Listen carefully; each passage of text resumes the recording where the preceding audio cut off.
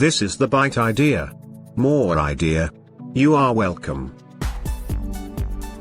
The Bite Idea. From Happiness Science: How to have enough money to buy what you want. Yet another lesson from Happiness Science about money and happiness has to do with saving instead of spending. Happiness research tells us that when we save money, we feel better in the short and long run. You can think of saving money as investing in your well-being. Whether you have just a little money, or a lot of money but are not in a position to save a lot these days, saving even a little bit every week or month has an effect on your brain and on your feelings. Happiness Science says that making a habit of saving will not only increase your happiness, but your resilience for hard times as well. That makes common sense. Sometimes you can't save money, but can save in other ways. Cut down on expenses. You may not need both Netflix and Amazon Prime Video. Buy less things and eat inexpensive foods at home, like lentils and rice. As you develop new habits of saving, other ways to save will come to you. With all this giving and saving, will you be able to get by financially? The Happiness Index asks the question: how often are just getting by financially and living paycheck to paycheck? On this question, the people who make $150,000 a year or more are better off compared people making $50,000 a year or less. On average, people who make more money rarely find themselves just getting by financially. Those who make $50,000 a year or less are quite likely to live paycheck to paycheck.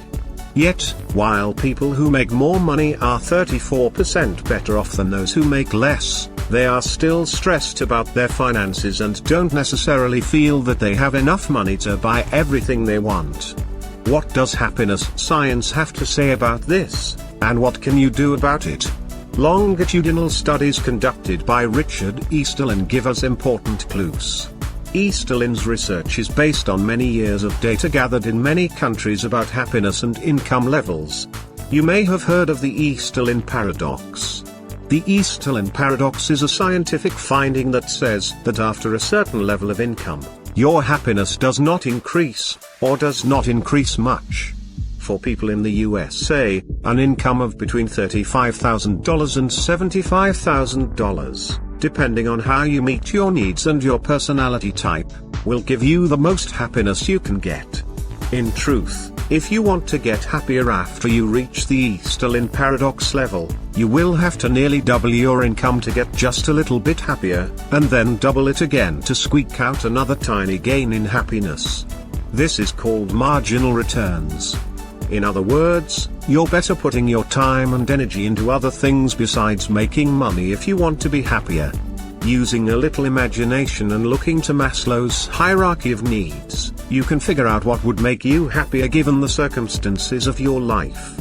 For some, great happiness comes from spending time with family and friends. For others, pursuing a dream or spending time on creative pursuits gives them joy. Others get meaning and contentment from doing things with people, joining club, team, group or volunteering for a cause. Still others get great happiness from spending quiet time alone, reading, meditating, or gardening. For all of us, a balance of various activities that are not necessarily aimed at making money are necessary for our happiness.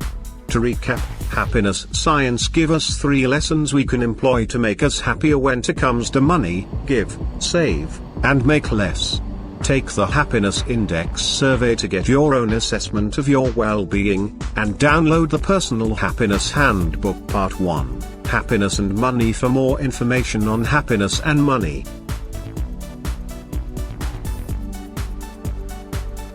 Thanks you for watching. Please subscribe and leave a like. We love you.